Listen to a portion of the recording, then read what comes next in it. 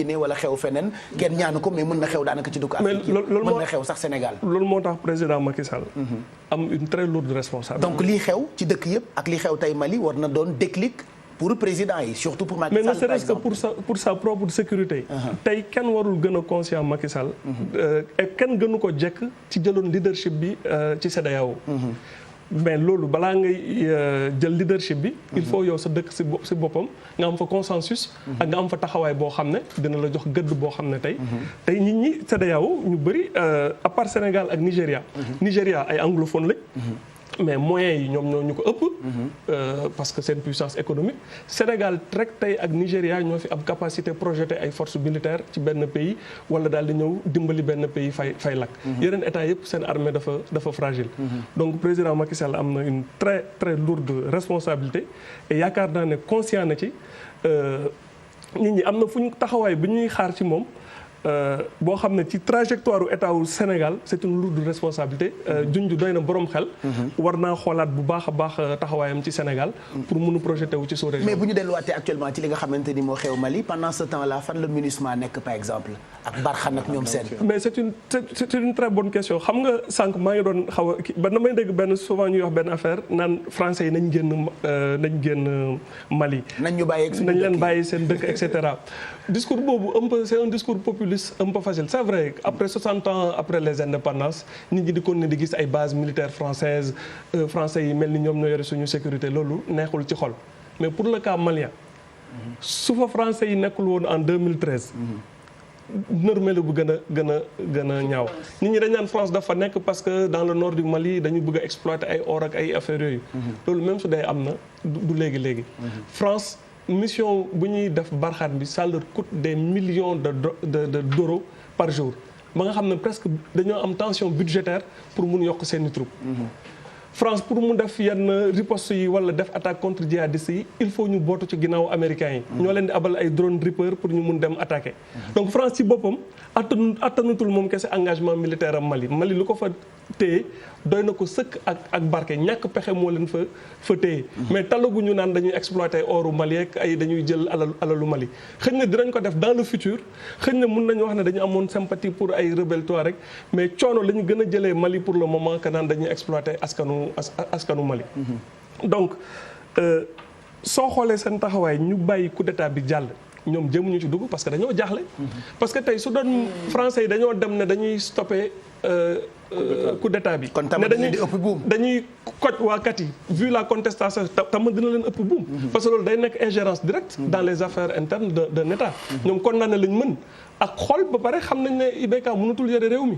mais ban lan moo ciy pexe ñoom seen bopp amatuñu pexe ci biir Mali. dañuy improviser dañuy xool ils vont seen fiche de renseignement yi dinañ xool officiers yi est-ce que plus ou moins mun nañ naxanteeg ñoom ñu def fi transition wala lan mooy solution de recours bi. parce que opposant bi ci lii rek dama ci bëgg a yokk dara.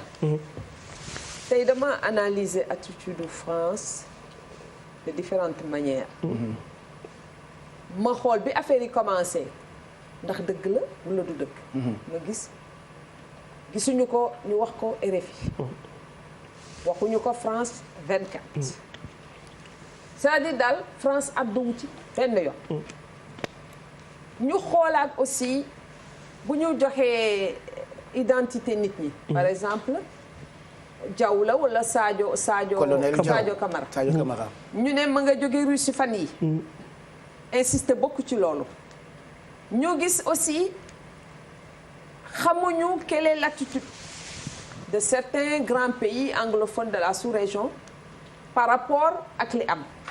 c'est-à-dire contrairement ak lu ñuy xalaat mën na am France coup d'état bi daf ci ànd ak tuuti maandute xaj na moom ci boppam xamagul exactement ban attitude la war a am par rapport ak coup d'état bi. donc mënuñu wax ne tey nii bu ñu xoolee rek quelques éléments d'analyse ñu ne France moo nekk derrière mën na am arrangé wu ko. mën na am France gisagul exactement comme ni ñu ko waxee ci fan la war a jaar pour poser solution. parce que problème mu Mali bi dafa complexe. et tey soo xoolee France tous les jours ñam ñi meetul parce que itam dafay tenir compte ci benn affaire bu am solo mooy sentiment anti-français bi développé wu ci suñu réew yu bari. donc loolu itam dafa tax France xaw a maandu tuuti. léegi nga gis ne ci sentiment anti français boobu moo tax xëj na mënul fësal dara. mais terewul leen réagir président bi réagir na. non du mu réagir attends kaay. première réaction bi ma njëkk a gis France def ko à travers Le Drian. mooy dafa ni bootu na ci li CEDEAO wax. CEDEAO dafa condamné. Le Drian condamné fermement. léegi li ma gisaat aussi ci attitude de France mooy dafa jël avis suñu chef d'État yi. avis président Macky Sall président Ouattara président Niger qui est le président en exercice de la CEDEAO. donc c'est-à-dire France amagul ci sama xalaat attitude boo xam ne attitude autonome la par rapport à ça làqatu na ci sunu gaaw organisation yi mi ngi wax ak sunu chef d'État yi làqatu na ci gannaaw Union européenne parce que itam dafa tenir compte du sentiment anti-français bi développé wu sunu sa région. mën naa am aussi ñii def coup bi nekkuñu vraiment ñoo xam ne nii dafa am influence ci seen kaw parce que bu ñuy insister ni kii Russie la jóge wala ñee Nigéria leen di jàppale wala ñeneen ak ñeneen. doy na borom xel. dafa c'est compliqué la c'est compliqué mais par contre man li may jaaxal mooy ci suñu dëkk yi pourquoi tout le temps militaires yi di immiscé wu ci jeu politique u dëkk yi. loolu man daf ma jaaxal te xaw na doy waar. il y a deux choses à mon avis mooy que benn faut comprendre que ne. militaire français yi amuñu mandat di intervenir ci ay problème interne wu Mali normalement. c'est-à-dire aujourd'hui bu ñu te je vois mal tey ñu ne woon dañuy arrêter colonial bi pour maintenir le pouvoir. bu ñu ko defoon déjà bi ñu ko defee Côte d'Ivoire gis nga leen ci fekk. tu vois. voilà colonel Diaw moom moo nekk nii. tu vois kenn gis nga loolu ci fekk tey jii jihadistes yi moo leen fa téye c'est un problème de sécurité. pour lutter contre le djihadisme. donc xaw ma nan lañ mën a te bii crise bi nu mu demee ni mooy lu Penda wax bu ñu arrêté woon kii bi tey ñun ñëpp ñu jël yet dàqee ji France ne lu tax ngeen di arrêté coup d'état parce que coup d'état bi tey di aujourd'hui quand même loo ci mën ci di wax c'est soutenu donc même France bu ci d'accord da ciy def daal. man vraiment damay bëgg ju del si waat toujours ci loolu di ci insister. perte temps la ci ñun ñuy taxaw naan France day préserver ay intérêt au Sénégal au Mali ou ailleurs. perte temps la parce que c'est une redondance ay intérêt état bu nekk sa intérêt ngay gérer. muy France muy Russie muy Arabie Saoudite muy Maroc muy keneen ba ci Maroc bi nga xam ne moo ñu gën a jege bu ñëwee Sénégal di ñu dimbali ay intérêt la jiital loolu ñun africains yi foog ñu def ko suñu bopp yi. amuñu xarit état yi amuñu xarit seen i intérêt la ñuy seet. ñun kañ la ñuy yeewu toppatoo suñuy intérêt bopp.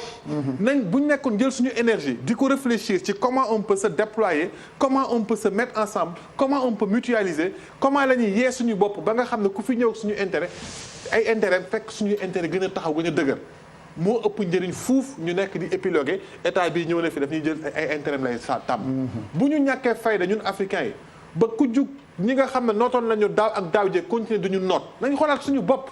encore une fois de plus. gis nga affaire am na beneen aspect bu Barka wax sànq dama koy delloo ci Afrique centrale ci li mu wax si Blaise Compaoré rôle bu mu doon joué Mobutu joué na ko jamono ci Afrique des Grands Lacs tu vois Afrique centrale Mobutu joué na ko fa. moo doon stabiliser zone boobu ay Angola ak coow li fi doon xew dëkk ay Rwanda yëpp mu Burundi Mobutu moom kese ak dëkk bu ngandam boobu noonu. di doon taxaw bu dara amee mu dem xëcc jël indi dëkkam réglé ko ba mu sotti mu kiyaat et cetera mais bu fekkee ne sa pouvoir bi nga am dafa injuste et c'est pas démocratique tabaxoo dara. Kadhafi avec moo dal aussi Blaise Compaoré yëfu bandi la dafa doon taxaw fu mu dégg jihadistes yu commencé truc mu dem renforcer dugal ci loxoom xam suñu nekk leen jox xaalis. comme ça mu maîtriser leen mun a am taxaw leen fii ngeen mun a yem.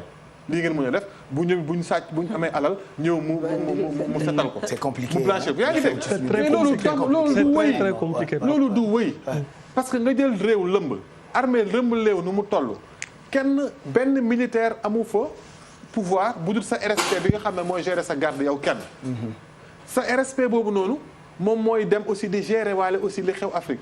dooy institution moo koy truc askan bi contrôlé wu ko amul benn transparence sa yëfu bopp la loolu yëfu bandi la. bu fekkee ne rek gangsterisme boobu ngay gérer maintenir benn stabilité sa stabilité wu ci sa bopp kese la te yow nit kese nga. woy lu tax ñun ñi wax institution yi dañu fort lu tax ñu naan na démocratie bi wasaaroo parce que dañu xam ne nit ñi dañuy jeex dañuy dee kenn du fi nekk abadan daayiman dappe nañu fexe ba li ñuy tabax mag ñu loolu la ñu wax. bu fekkee ne muy Blaise muy Mobutu jamono yi li ñu doon def baax na te ñoom ci seen propre personne yi lañ ko tabax nattal ko seen bopp ba mu mat bu ñu fi jógee mu jeex. ñu nekkat ci même instabilité bi moo ñu dal te dañu dalaat. c'est très compliqué. am na loo xam ne Wade dina ko doon def. c'est pas parce que Sénégal puissance militaire la. c'est pas parce que nii parce que justement dafa amul leadership bi am courage bi. Côte d'Ivoire di tàkk mu dem cabaxu ci dugg ci ba sax sàpp. xam nga la dem jëli góoyam soro indi même bu fekkee d'accord ci ay choix am gis nga benn gazette bi même bu fekkee d'accord ci ay choix am mais loolu. mais bu mu demee jëli Guillaume Soro après. mais dama ne rek implication. am na ay implication erreur Gbagbo dafa dem waxtaan ak Salif Sadio aussi. il a fait beaucoup d'erreurs non je sais que non dama ne même bu fekkee ne rek parce que xam jamais dem même bu fekkee ne def erreur yu bëri. mais dafa am benn leadership boo xam ne da ko doon jël. Afrique soxla na ko di dem. suñu dëkk yi soxla nañ ko. volontariat boobu parce que man. parce que man dama je suis convaincu que africains yi. am nañu tous ay mécanismes yoo xam ne bu ñu ko interroger mën na régler problème yi. Mali ak Sénégal lu ñu bokk dafa bëri.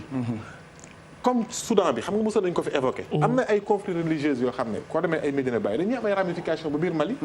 effectivement xëy na boo fa jaaroon am dara. am na fi ay nit ñoo xam ne même bu dee daal ay hommes économiques yoo xam ne tey jii loo ci mënta ji dégg Diko il n'est pas seul.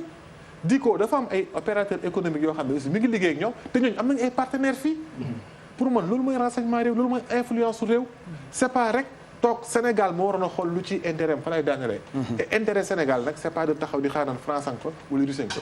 c'est comment on fait pour que lii xewi Mali ñun bu ñu dara du ñu fa échapper wala suñuy intérêt aussi jiitu fa. te loolu nag pour man bu ñu koy def ñun bu ñu fexee ba fort Rwanda tey jii lu tax mu fort Rwanda c'est un petit pays. amuñu benn ressource. mais fexe nañu bay gérer li xew RDC. xam nga on n'est pas d'accord. mais c'est un exemple. c'est seen génocide que état lu mu mënti di nekk ay nit bu ñu fippoo réew askanu lëmm bu ñu amee décidé ne ñoom ay magum jëmmale nekkatuñu ay xale bàyyi càcc gu ndaw gi ñu nekkee xam nga jël ay milliards def sa poche da ngay dee bàyyi ko fi. say doom bu ñu ko leen ko bàyyee ëllëg ñu jàpp leen tëj ci kaso gi amul njëriñ. le Sénégal commence à avoir des exemples quand même. moo tax président Macky Sall foofu dama ko fay interpeller directement. tey jii Sénégal am na exemple jël nañu président mu jugee fi wàcc am woy wu rafet Abdou Diouf même bu fekkee d'accord ñu woon ci yu bëri yu mu doon def. Abdoulaye Wade gis nga condition yi mu fi jugee woy bi bu demoon bay rafet it am na lu ci ñuul dafa bari. doom jaa nga kaso mënul dugg Sénégal amul lu ko neex. loolu lépp dala war a jàngal. alal ji ngay jël amul njëriñ sa famille nga bàyyi la ñuy pasare alal réew mi amul njëriñ. li am njëriñ li nga xam ne moo la fi moom nga mun a askan bi noonu lañ lee mooy li nga xam ne askan bi ñëpp a ko bokk. nga fexe ba def loo xam ne kaddu gi ak yaakaar yi nga am ci yow. nga tegee ko noo xam ne ëllëg boo fi jógee. di nga muccal sa njaboot muccal say doom muccal réew mi. voilà c'est tout ce qu'on demande et pour ça il faut que ñu am conscience africaine une conscience fortement sénégalaise. problème de bàyyi nag toujours solution bi fële lay jógee du jógee ci tubaab bi du jógee ci japonais yi. du jógee fenn yàlla moo ñu bind jox ñu ay responsabilités. tant que assumé wuñu ko nag tant que ñu ngi jàppee suñu bopp ay xale.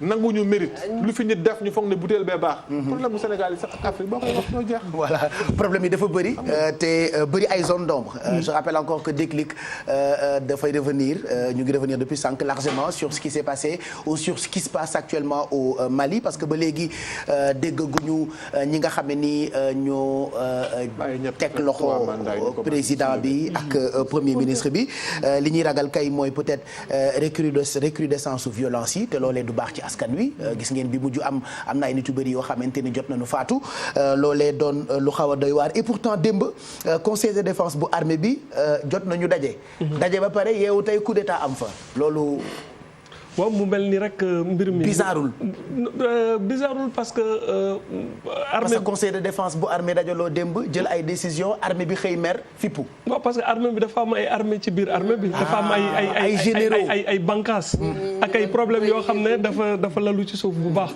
déjà Mali kuy gérer renseignement yi mooy sécurité d'État général bu fa nekk bi dafa am ay affaires yu ñu koy tuumal xam nga renseignement dafa important dans un pays moom moo yore dëkk surtout dëkk bu nekk en guerre le chef d'état-major de leur armée de terre bi nga xam ne moom moo waroon nekk ci centre bi def foofu ay opération bi dañ ko relever ci commandement am mu tudd général Kéba Sangaré dafa am lu bëri lu ñu koy reprocher ci affaire massacre Ouagadougou bi donc soo xoolee armée bi ñu ko ŋànk ñi gën ko am ay ndomba tànk dañu am ay problème déjà ak président bi loolu moo taxoon président bi daal di fëgg ci table bi Mali dañu am problème mu renseignement dañu am problème mu hiérarchie commandement bi général bi ñu teg bi nga xam ne mooy seen ministre de la défense am na ñu bëri ñoo xam ne bi ñu ko fa tegee d'accord wuñu woon ak moom ndaxte c'est des généraux yoo xam ne remporté wuñu ay maintenant mooy général Kéba Sangaré. non kooku c'est le général Ibrahima Daïrou Dembélé moom mooy seen ministre de la défense am na ay officiers yu bëri yu koy contesté donc déjà Mali chaîne de commandement bi dafa am problème am na ay officiers yu nga xam ne wala ay militaires lu leen dugal ci biir armée bi mooy seen papa général la woon wala seen papa colonel la woon ñu daal leen jël yóbbu leen camp Prytanée militaire bu Kati daal di leen beral loxo dugal leen fa donc loolu dafa affaire de doom la mais pourquoi lépp di xewee Kati 2012 aussi parce que Kati base coup d'état bi Kati la woon parce que tey aussi tout se passe à Kati parce que Kati ville garnison la camp Soundiata bu fa nekk moom mooy presque camp bu gën a mag ci biir Mali bérets verts yi nekk fa ñu jox leen yenn jumtukaay yi donc ñu am donc borom doole yaa ngi Kati borom doole yi ñu ngi Kati ñu leen mënoon contenir mooy bérets rouges yi et bérets rouges yi depuis que ATT ñu coup d'état ko te ñu nekkoon garde présidentielle am seen doole dafa wàññeeku bu baax indi woon na sax presque début de contre coup d'état bu Amadou Sanogo defee coup d'état am ay bérets rouges ñun am nañ ci sax souvenir bu doy waar man ak Babacar Fall ak Djibilay bi fi nekkoon caméraman 2012 dañ fa dem ñu toog ñu wooñu pour l'anecdote rek ñu ne ñu am na ay affrontement yu am biir Bamako suñu benn xarit bu tudd Awa Silla ma koy nuyu au passage mu wooñu ñun ñu yaakaar ne comme luy xew place de l'indépendance la ma ne Babacar ay ca takkal bagage yi nañ dem ñu couvrir mais bi ñu demee foofu ñun suñu bopp dañu fekkee dañoo impliqué wu ci benn fusillade ñu tiré ñu ay bal foofu mu am 3 morts jibi lay sànni fa caméra bi Babacar am fu mu tëdd Babacar Fall moom day teel a daw non dawul Babacar jàmbar la man dama bu tiir yi c'est la Babacar ñëw xool ma naan ma mais Barka dama foogoon ne da ngaa dee parce que bal bi nii la rombee man gisu xaw ma sax ndax bal romb nañu donc loolu jot nañ ko dund ci biir Bamako